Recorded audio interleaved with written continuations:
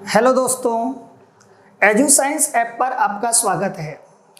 दोस्तों, सबसे पहले आपको ये जान लेना है कि रीट संस्कृत शिक्षण की आगे की क्लासेस आपको एजू साइंस ऐप पर मिलेंगी। इसलिए आप सबसे पहले अपने मोबाइल के प्ले स्टोर पे जाकर वहाँ पर एजू साइंस टाइप करें, EDUSCIENCE ऐप को डाउनलोड करें और वहाँ पर उसके नियमों को फॉलो करें और वहाँ जो रीट का कोर्स लिखा हुआ है उस पर क्लिक करके सभी वीडियो को आप देख सकते हो और उन्हें डाउनलोड भी कर सकते हो। दोस्तों, ये कक्षाएं आपको अभी कुछ दिनों तक यूट्यूब चैनल मेरे यूट्यूब चैनल पर भी मिल रही हैं, लेकिन आगे से ये कक्षाएं केवल एजू साइंस ऐप पर ही मिलेंगी, यूट्यूब चैनल पर ये कक्षाएं नहीं मिलेंगी। तो ये आप ध्यान रखें, सबसे पहले ऐप को डाउनलोड करें और कक्षाओं को देखते रहिए। अब हमारे टॉपिक की तरफ आते हैं। दोस्तों, हम लोग कौशल पढ़ चुके हैं और भाषा कौशल की जो विधियां हैं उनको भी हम पढ़ चुके हैं। अब हमारी शुरू होती हैं शिक्षण विधियां। गद्य, पद्य, व्याकरण से संबंधित जो भी विधियां हैं उनका हम अध्ययन करेंगे, तो ध्यान से इनको पढ़िए। और आज हमारा टॉपिक हम शुरू करने जा रहे हैं संस्कृत शिक्षणस्य विधयः। आइए देखते हैं। दोस्तों, संस्कृत शिक्षण की विधियों की अगर मैं बात करूं तो दो तीन शब्द हैं जिनके पारिभाषिक रूप में हम उनको याद रखेंगे। एक शब्द है शिक्षा, ये बड़ा ही महत्वपूर्ण शब्द रहा है। दूसरा शब्द इसी से मिलता जुलता है शिक्षणम। तीसरा शब्द आपका है विधि। और एक चीज और आप पढ़ते हैं, हालांकि इसका कोई विशेष महत्व नहीं है, लेकिन फिर भी अगर आप संस्कृत के छात्र हैं और अगर आपने शिक्षा शास्त्र पढ़ा है तो चौथा एक शब्द और मैं यहां कहता हूं पद्धति। तो इन चार शब्दों का पहले आप अर्थ समझ लीजिए। सबसे पहला शब्द हमारा है शिक्षा। देखिए, साधारण सी बात है, शिक्षा के बारे में मैं बात करूं तो ये जो शिक्षा शब्द है ये शिक्ष धातु से बना है। किसी को ज्ञान देना, इस अर्थ में शिक्षा देने अर्थ में शिक्ष धातु का उपयोग किया जाता है और इस शिक्ष धातु से शिक्षा शब्द बना है। अब शिक्षा क्या काम आती है, तो हमारे यहाँ एक बहुत अच्छी परिभाषा आप लोगों ने पढ़ी होगी विवेकानंद की। स्वामी विवेकानंद ने शिक्षा की परिभाषा में कहा, आंतरिक शक्ति नाम बहिरानयनम शिक्षा इति उच्यते। अर्थात आंतरिक शक्तियों को बाहर प्रकट करना ही शिक्षा है। देखिए, आंतरिक जो शक्तियां आती कहां से हैं, ये हमें प्रकृति से प्राप्त होती हैं। प्रकृति के अंदर हमारा समाज है, आसपास में रहने वाले लोग, हमारा परिवार, ये सब कुछ प्रकृति का एक हिस्सा है। तो वहां से हमें जो संस्कार प्राप्त हुए हैं उन संस्कार के अनुरूप हम व्यवहार करते हैं, यही शिक्षा है।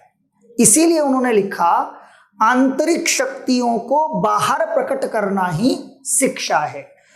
देखिए, आपके अंदर शक्ति, आप उन्हीं का उपयोग करते हो, जो नहीं है उसका उपयोग नहीं कर सकते।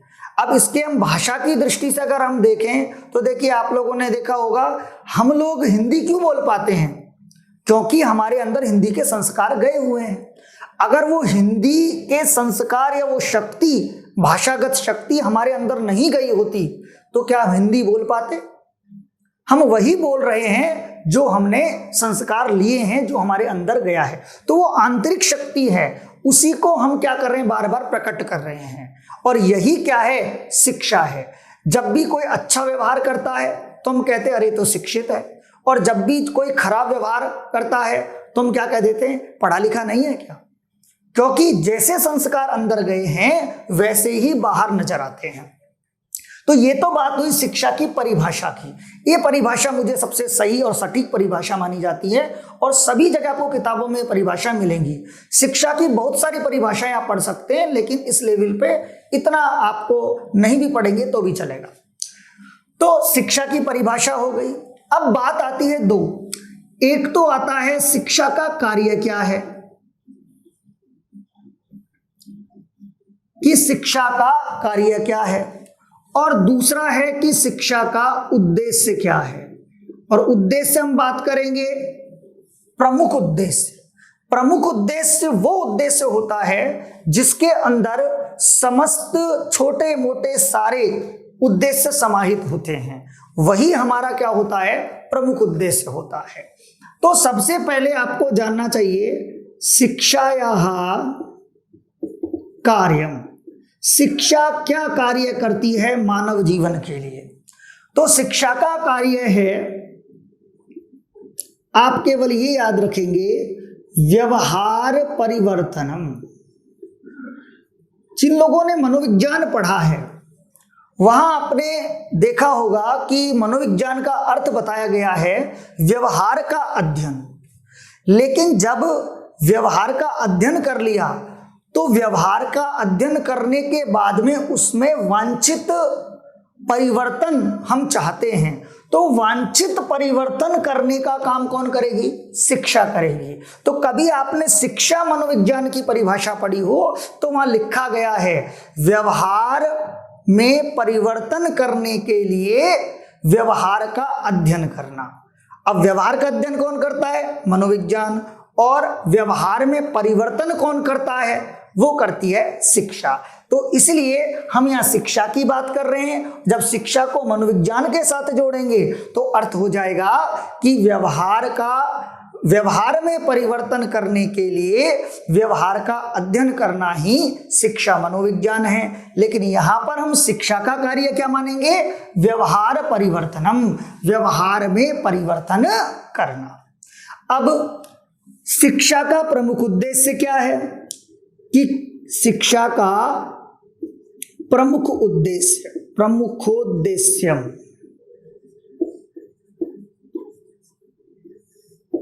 इसके अंदर सारे छोटे सामान्य उद्देश्य भी समाहित होंगे। तो शिक्षा का अगर आपको पूछा जाए प्रमुख उद्देश्य क्या है तो आपको लिखना है सर्वांगीण विकासः।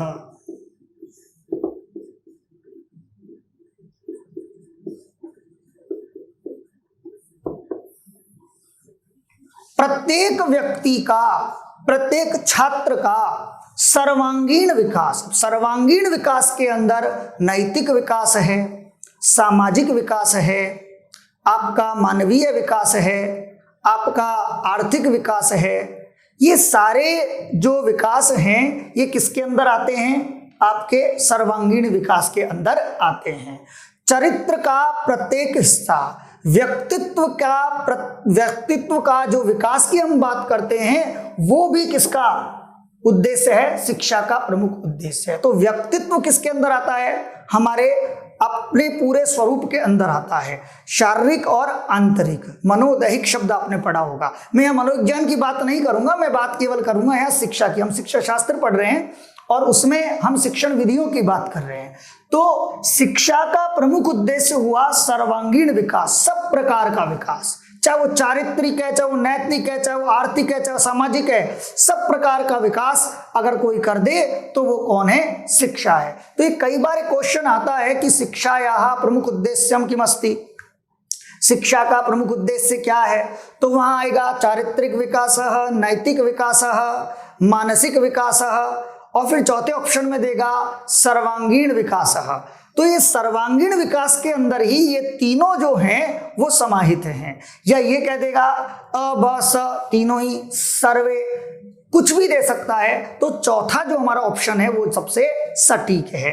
तो इसलिए आपको याद रखनी है दो बातें मेरी, कि शिक्षा का कार्य क्या है, शिक्षायाः कार्यम व्यवहार परिवर्तनम, व्यवहार में परिवर्तन करना, और शिक्षायाः प्रमुख उद्देश्यम, शिक्षा का प्रमुख उद्देश्य है सर्वांगीण विकास। व्यक्ति का समस्त प्रकार का विकास ही शिक्षा का प्रमुख उद्देश्य है। अब हम देखेंगे अगला शब्द शिक्षणम। शिक्षणम में धातु कौन सी है, शिक्ष, और इस शिक्ष धातु में हमने प्रत्यय जोड़ दिया लुट।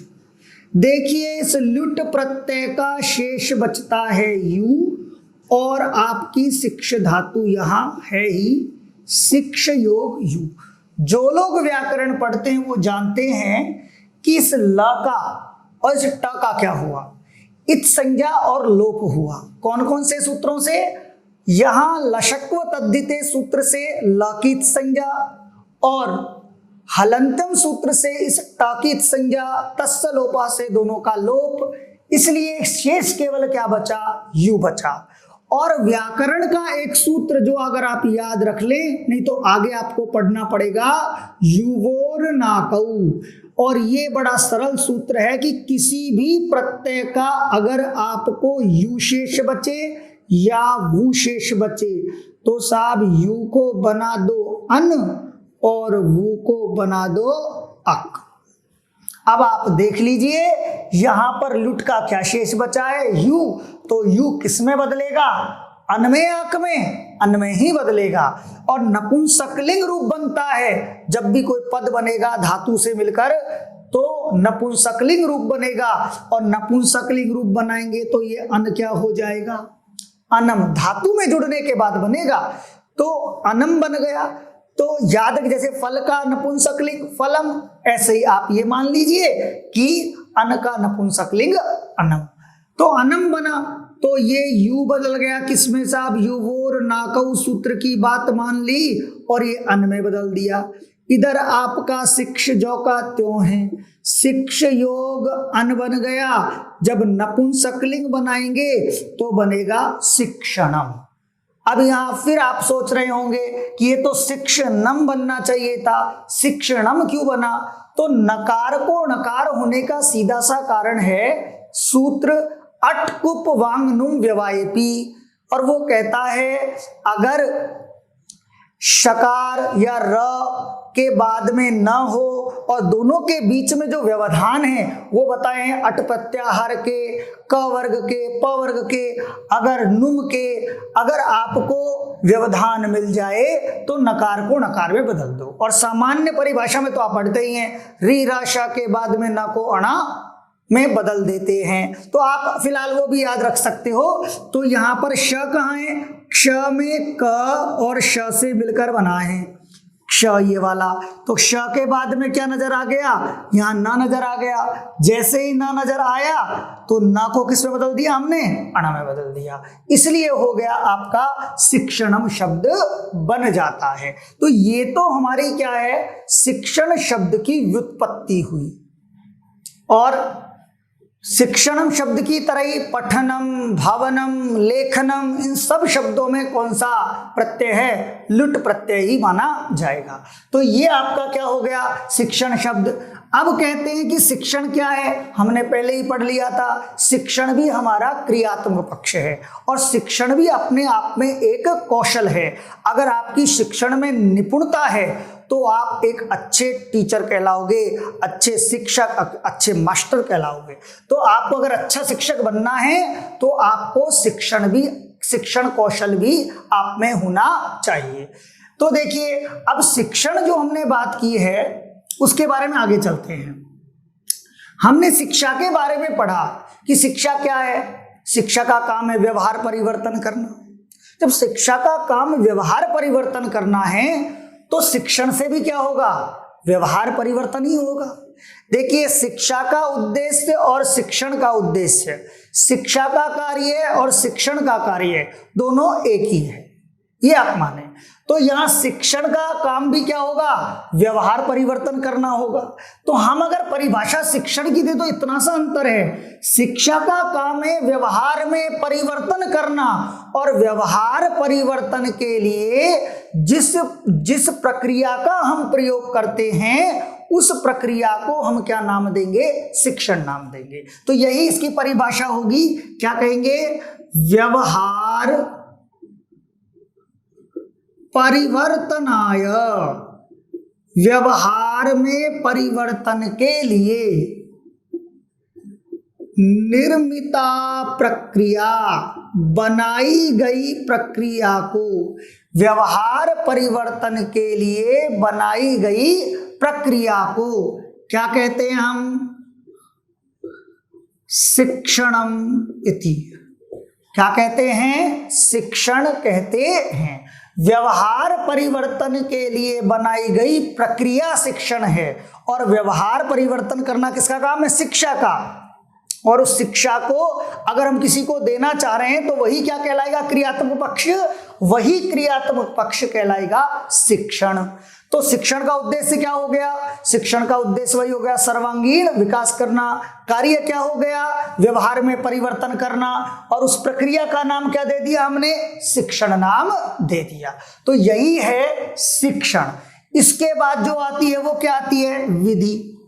वही बात है, शिक्षण का काम है व्यवहार में परिवर्तन करना। अगर आप व्यवहार में परिवर्तन करना चाहते हैं और आप शिक्षण करवाना चाहते हैं, शिक्षण के माध्यम से व्यवहार में परिवर्तन होगा। और अगर उन शिक्षण को आप निश्चित नियमों के अनुसार प्रक्रियाओं का एक समूह बनाओगे तो वो कहलाएगी आपकी विधि। तो हम ये लिख सकते हैं कि नियमानुसार, निश्चित नियमों के अनुसार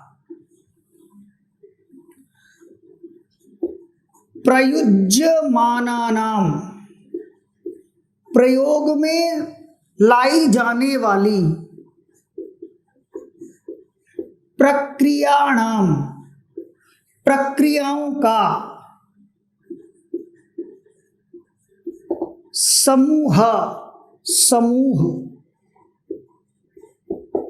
विधि इति कथ्यते।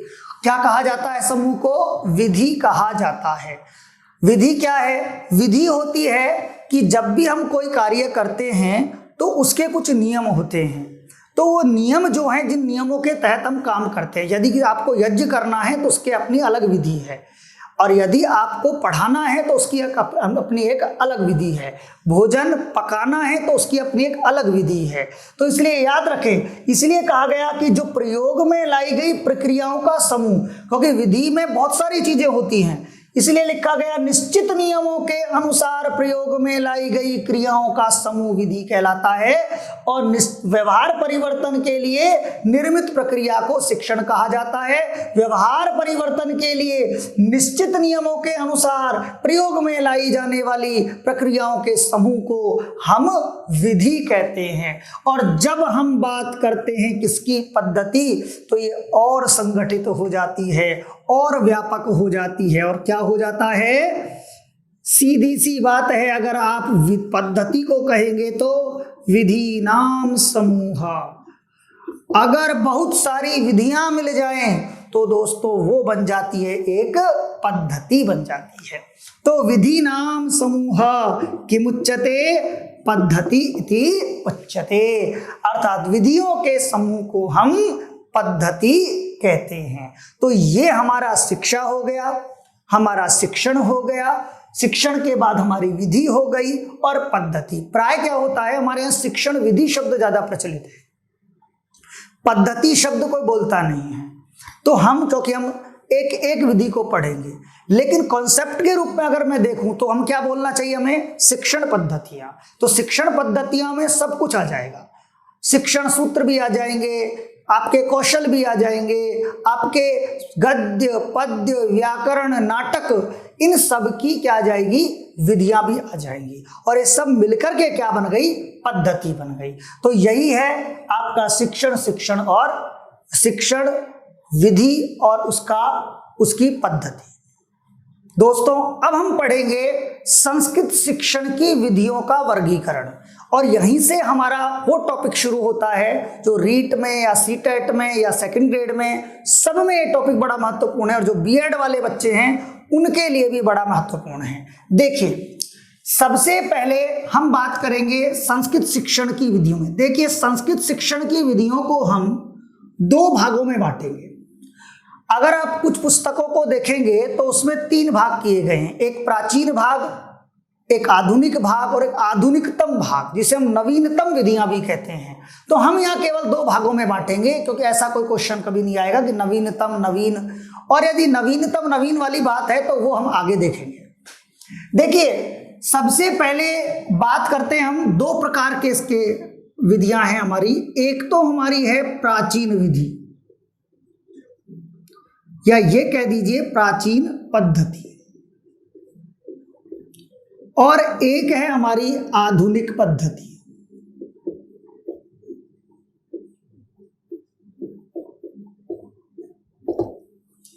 सबसे पहले हम बात करेंगे प्राचीन पद्धति की।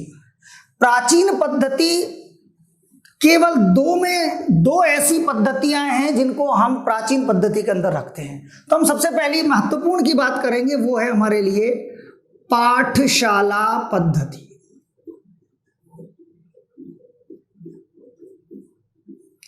आपको बताऊं मैं, प्राचीन काल में गुरुकुलों में जो शिक्षा दी जाती थी वो शिक्षक केंद्रित होती थी, और गुरुकुलों में दी जाने वाली शिक्षा पद्धति का नाम ही क्या था? पाठशाला पद्धति था। और छात्रों को पढ़ाने के लिए अलग अलग तरीके अपनाए जाते थे, इसलिए इस पाठशाला पद्धति में बहुत सारी विधियां समाहित हैं, सम्मिलित हैं। अब वो कौन कौन सी विधियां हैं जिन्होंने मिलकर के इसको क्या बना दिया?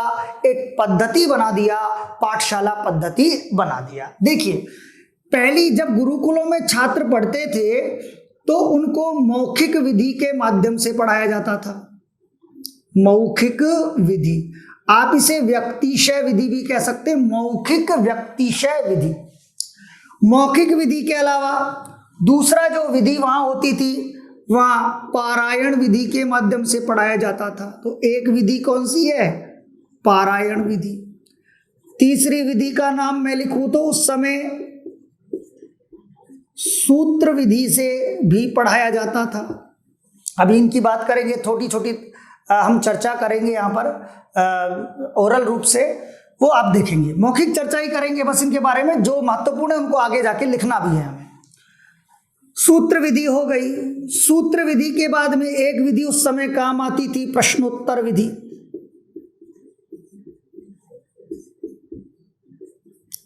ऐसे ही एक विधि उन दिनों में प्रचलित थी, वाद विवाद विधि।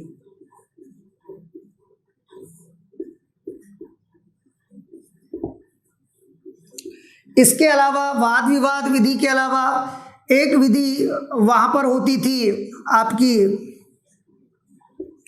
कक्षा नायक विधि। एक विधि होती थी वहां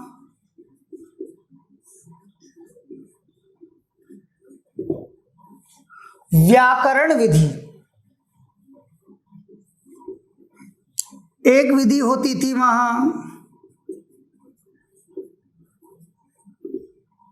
व्याख्या विधि, और एक विधि होती थी वहां कथा कथन विधि। उन दिनों की प्रचलित जो 9 विधियां हैं वो मैंने आपको लिख दी हैं। उन दिनों में बड़ा प्रसिद्ध थी कि इन विधियों के माध्यम से ये पाठशाला पद्धति पूर्ण होती थी, पाठशाला में शिक्षण का कार्य होता था। अब अगर शिक्षक को या गुरु उस जमाने में हुआ करते थे, तो जो गुरु हैं उनको अगर कुछ पढ़ाना होता था तो वो इन विधियों का सहारा लेते थे। ऐसा नहीं है कि वो एक विधि का सहारा लेते थे, जैसे हम करते हैं। हम दंडान्वय लेके जाते हैं तो हमारा पूरा फोकस किस पे रहता है? दंडान्वय पे ही रहता है, ये करना है। एक शिक्षक को तो ये कर सकता है कि सारी विधियों को मिलाकर के जहां जिसकी आवश्यकता हो विषय वस्तु के अनुरूप उसका उपयोग करे, तब तो शिक्षक सफल है। कंठस्थीकरण भी करवाए, अर्थबोध भी कराए, चिंतन भी हो, तर्क भी हो, सब कुछ हो। तो उस जमाने में सबसे पहली विशेषता क्या थी कि मौखिक विधि, व्यक्तिशय, एक एक बच्चे के उच्चारण पर ध्यान दिया जाता था और व्यक्तिगत रूप से भी बच्चों को पढ़ाया जाता था। तो एक तो हो गई कौन सी विधि? मौखिक विधि। अब इस मौखिक विधि के साथ कुछ विधियों को वो सहारा लेते थे। मान लीजिए उन्हें कोई श्लोक पढ़ाना है या कोई सूत्र पढ़ाना है, तो श्लोक और सूत्र दोनों के लिए वो किसका काम में लेते थे? पारायण विधि को काम में लेते। पारायण में क्या होता था? पारायण होता था पंचक, अष्टक, सप्तक, इस तरह से पारायण होता था। गुरु एक बार बोलता था, शिष्य उसका 5 बार उच्चारण करते थे या 7 बार करते थे या 9 बार करते थे। यही पारायण है। बार बार उनके उच्चारण के दोषों को सुधारा जाता था। शिक्षक का उच्चारण बड़ा शुद्ध होता था और शुद्ध उच्चारण के कारण छात्र भी शुद्ध ही बोलते थे। तो वैदिक मंत्रों और वैदिक सूत्रों को पढ़ने के लिए पारायण विधि का प्रयोग, और होता कैसे था? मौखिक विधि चलती थी। केवल भाषण और श्रवण के माध्यम से शिक्षण का कार्य चलता था। अब अगली विधि सूत्र। ये सूत्र विधि जो काम आती थी, व्याकरण के लिए काम आती थी। बच्चों को बड़े बड़े नियमों को छोटे छोटे सूत्रों के बारे में, छोटे छोटे सूत्रों के रूप में पढ़ाया जाता था। तो सूत्र विधि उच्च स्तरीय छात्रों में तो ये बहुत ज्यादा चलती थी सूत्र विधि वहां पर। तो सूत्र विधि भी काम आती थी। अब एक है प्रश्नोत्तर विधि। प्राचीन समय में प्रश्नोत्तर विधि जो है वो सुकरात की विधि मानी जाती है। सुकरात ने इस विधि को अच्छा या समर्थन किया है, तो इसका एक नाम पड़ा सुकराती विधि। और मैं बता दूं, गद्य शिक्षण में भी ये विधि है आधुनिक में, प्रश्नोत्तर विधि आज के समय पर, जिसको कहा गया डायलेक्टिक मेथड। 2013 सेकंड ग्रेड के एग्जाम में पूछा गया, डायलेक्टिक मेथड नाम से प्रसिद्ध विधि कौन सी है? तो वो विधि कौन सी है गद्य शिक्षण की? प्रश्नोत्तर विधि है। ये भी आप याद रख लेंगे, ये प्राचीन समय में भी चलती थी प्रश्नोत्तर विधि। अब ये प्रश्नोत्तर विधि क्या होता था कि इस विधि में जो गुरु है वो छात्रों से प्रश्न पूछता था, उनके उत्तर बताता था। शिक्षक भी बता देता था, कुछ छात्रों को जो याद होता था वो छात्र बता देते थे। और फिर भी मान लीजिए छात्रों की शंका का समाधान ना हो पाए तो उनकी समस्याओं के निवारण के लिए उन प्रश्नों को और आगे ले जाता था और उनके बारे में बातचीत करते थे। तो ये प्रश्नोत्तर विधि प्राचीन समय की एक प्रमुख विधि है। इसके बाद देखिए वाद विवाद विधि। ये क्या काम आती थी साहब? उस समय जो संवाद वाले जो वैदिक पाठ होते थे उनको पढ़ाने के लिए शिक्षक वाद विवाद विधि का सहारा लेते थे।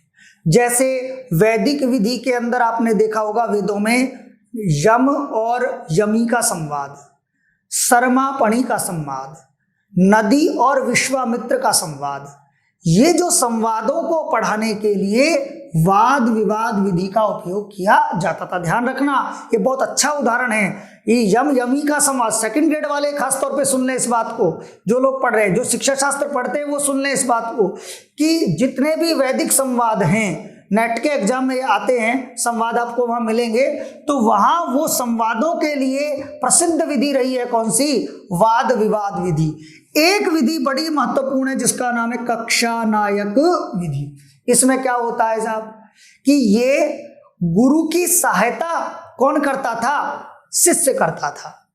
जब गुरु या आचार्य या शिक्षक कभी बाहर चला जाता था तो उनकी अनुपस्थिति में जो प्रतिभावान छात्र होते थे वो अपने सहपाठियों को पढ़ाया करते थे, उनसे छोटे बच्चों को पढ़ाया करते थे। तो ये जो विधि है इससे बच्चों में आत्मविश्वास होता था, उस विषय को वो बड़े तरीके से बहुत अच्छी तरह पढ़ के जाते थे। तो कहते हैं एक तरह से उनकी अभिव्यक्ति शैली का विकास होता था, है ना। तो ये जो काम है कक्षा नायक जो विधि है, इसमें गुरु की अनुपस्थिति में शिष्य कक्षाओं में जाकर पढ़ाते थे या छोटे छात्रों को पढ़ाते थे। तो ये कौन सी विधि हो गई? कक्षा नायक विधि हो गई। एक विधि और है व्याकरण विधि। हमारे यहाँ महाभाष्यों में लिखा गया है रक्षार्थ वेदानाम अध्येयम व्याकरणम। अगर वेदों को आपको समझना है तो आपको व्याकरण पढ़नी ही पड़ेगी। और व्याकरण को तो जब हम व्याकरण शिक्षण में लिखेंगे कि भाषा का अगर कोई प्राण तत्व है तो वो कौन है? व्याकरण है। बिना व्याकरण के तो आप क्या नहीं कर सकते। आपने तो हमने पढ़ा था, याद कीजिए, जब हम शिक्षण पढ़ रहे थे, कौशल पढ़ रहे थे, तो कौशल के समय पर हमने भाषण कौशल पढ़ रहे थे, पठन कौशल पढ़ रहे थे।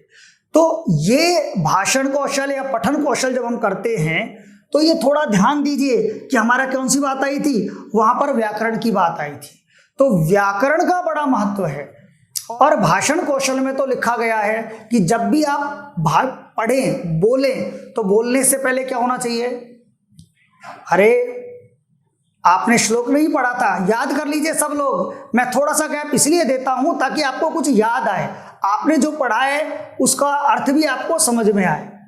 तो आपने पढ़ा स्वजना स्वजनो माभूत सकलम शक्रम सकृत सकृत। अगर व्याकरण पढ़ी है तो स्वजना संबंधी को आप क्या बोलोगे। अगर आपने शुद्ध पढ़ी है तो स्वजना बोलोगे, नहीं तो स्वजनों को स्वजना बोल दिया तो स्वजना तालु का उच्चारण करते ही क्या बन जाएगा, वो कुत्ता अर्थ देने लगेगा। तो अगर व्याकरण गलत हो गई तो फिर वेदों का अर्थ समझ में नहीं आ सकता। और जब अर्थ समझ में नहीं आएगा, जैसा आप सुनोगे वैसा बोलोगे, आप बोलोगे तो छात्र वैसा ही आपका अनुकरण करेंगे। तो इसलिए याद रखिए, कक्षा नायक विधि हो गई, व्याकरण विधि हो गई। तो व्याकरण विधि के माध्यम से व्याकरण के तत्वों का ज्ञान कराया जाता था, जिससे कि वेद का अर्थ समझ में आए। फिर आती थी हमारी कौन सी विधि, व्याख्या विधि। अब व्याख्या विधि में क्या होता है, व्याख्या विधि में शब्दों का पदच्छेद करना, उनका सही अर्थ निकालना, और व्याख्या आपको यहाँ भी मिलेगी और व्याख्या विधि आपको आधुनिक में भी कही गई है। इसलिए व्याख्या विधि का भी उस जमाने में बड़ा महत्व था। तो एक व्याख्या विधि भी उस समय की है। एक है कथा कथर विधि, कथाओं के माध्यम से विषय को पढ़ाया जाता था। तो ये कथाओं के माध्यम से पढ़ा दिया, तो ये कौन सी विधि हो गई, कथा कथर विधि। लेकिन सबको शिक्षण किस पर टिका हुआ था, मौखिक विधि पे टिका हुआ था। इसलिए कहते हैं सबको मिला करके प्राचीन समय की एक पद्धति बन गई, जिसका नाम था प्राचीन पद्धति। अब परीक्षा की दृष्टि से क्या याद रखना है, परीक्षा की दृष्टि से इनके नाम याद रखने हैं कि प्राचीन पद्धति के अंदर कौन सी आ गई, पाठशाला पद्धति।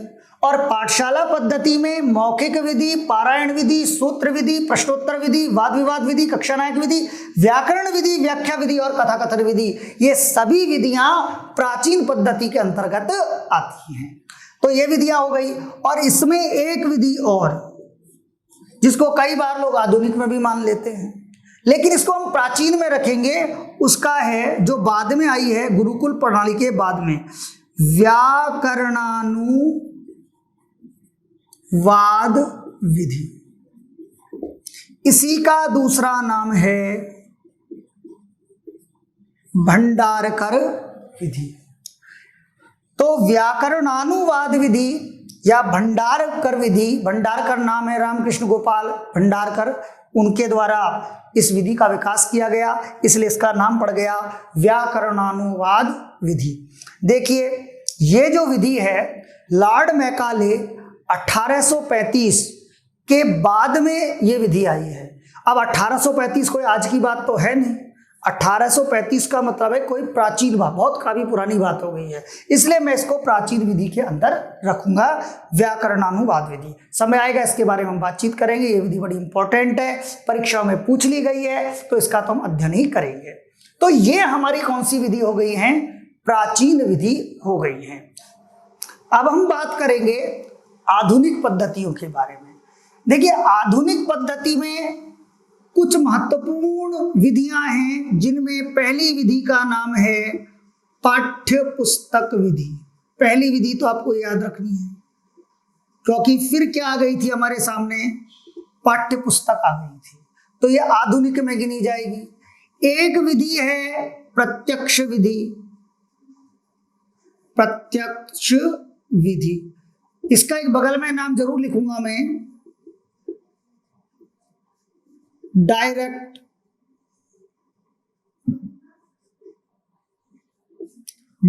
मेथड।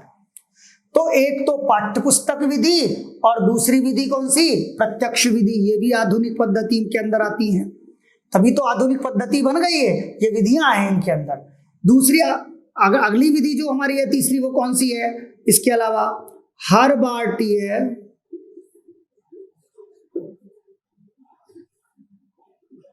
पंचपदी,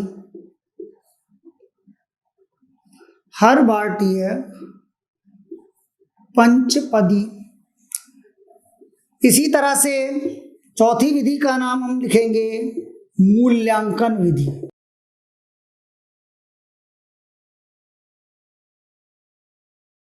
तो 4 विधियां हैं, पाठ्यपुस्तक, प्रत्यक्ष, हरबाटीय, पंचपदी और मूल्यांकन विधि। अब एक क्वेश्चन आप जो थोड़ा ढूंढने का प्रयास करें, इनमें प्राचीन और यहां आधुनिक और प्राचीन दोनों विधियों में एक विधि है सुग्गा विधि जो छिपी हुई है।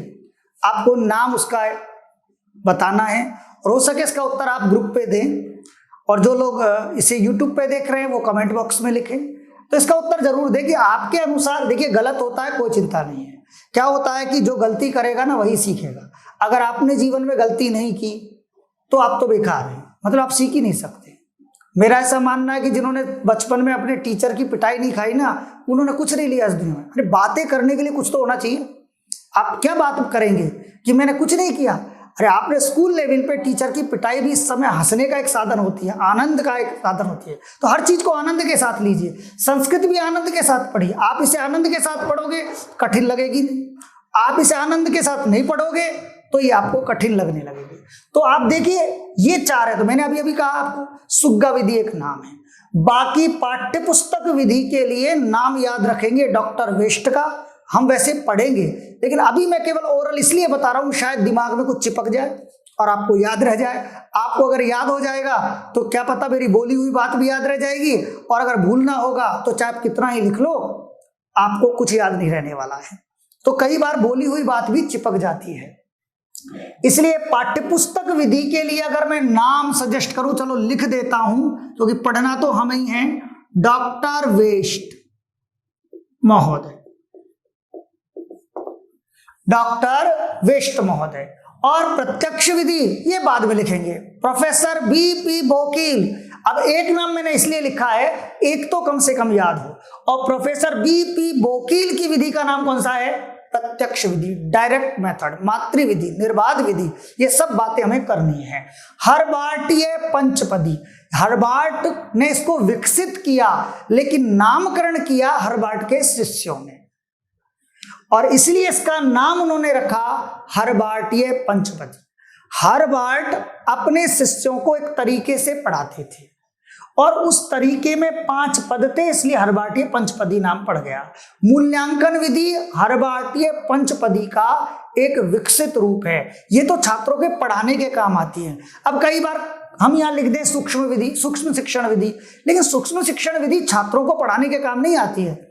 सूक्ष्म शिक्षण विधि तो बीएड के जो छात्राध्यापक होते हैं, जो भावी शिक्षक बनने वाले हैं, वो अपने लिए काम में लेते हैं कि वो अपने ही समूह में बैठा करके अपने सहपाठियों को बैठा करके और 5 या 10 के बीच में शिक्षण करवाते हैं। तो एक एक कौशल को लेते हैं ताकि जब 1 घंटे या 45 मिनट की क्लास पढ़ानी पड़े तो उनके अंदर डर ना हो, उनको आत्मविश्वास पैदा हो। इसलिए वो सूक्ष्म शिक्षण, आगे भी बहुत सारी बातें हम करें, उन विधियों के केवल नाम और उनके प्रवर्तकों के बारे में हम पढ़ेंगे। तो सबसे पहला हमारा काम है प्राचीन पद्धतियों के नाम और आधुनिक पद्धतियों के नाम। तो ये साहब हमारा एक चैप्टर हुआ।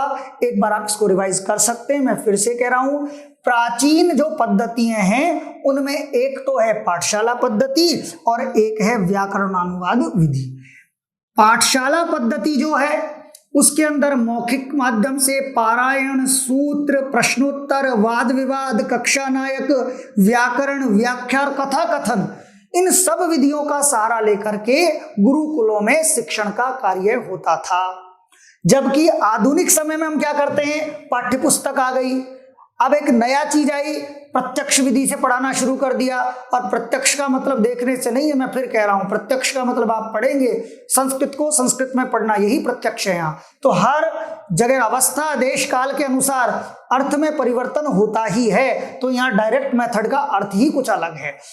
हर्बाटीय पंचपदी और आपकी मूल्यांकन विधि। तो इस तरह से ये हमारी आधुनिक विधियां हैं और ये हमारी प्राचीन विधियां हैं। कल हम बात करेंगे कुछ प्राचीन विधियों के बारे में और कुछ आधुनिक विधियों के बारे में। तब तक इन्हें कंठस्थ कीजिए, नोट्स बनाइए। एक प्रश्न जो मैंने आपसे पूछा है, सुग्गा विधि के नाम से प्रसिद्ध कौन सी विधि है, उसका उत्तर आप ढूंढें। और ये ऐसा क्वेश्चन है जो मैं मानता हूं कि ये अभी तक तो पूछा नहीं गया है, लेकिन जब मुझे लगता है कि जो नहीं पूछा गया है तो पूछा भी जा सकता है, और ये कई बार मेरे साथ तो होता रहता है। इसलिए मैं आपसे कह रहा हूं कि ऐसे क्वेश्चनों को आप याद कीजिए जो अब तक नहीं आए हैं, ये किताबों में ही आपको मिलेंगे। तो इसलिए देखते रहिए आप वीडियो। फिर से आप ध्यान रखें, एजुसाइंस ऐप को डाउनलोड कीजिए, और डाउनलोड करके आप सारी क्लासें आपको वहीं मिलेंगी आगे से, ये यूट्यूब चैनल पे नहीं मिलेंगी। इसलिए आप सबसे पहला आपका काम है उस ऐप को डाउनलोड करना। धन्यवाद, नमस्कार।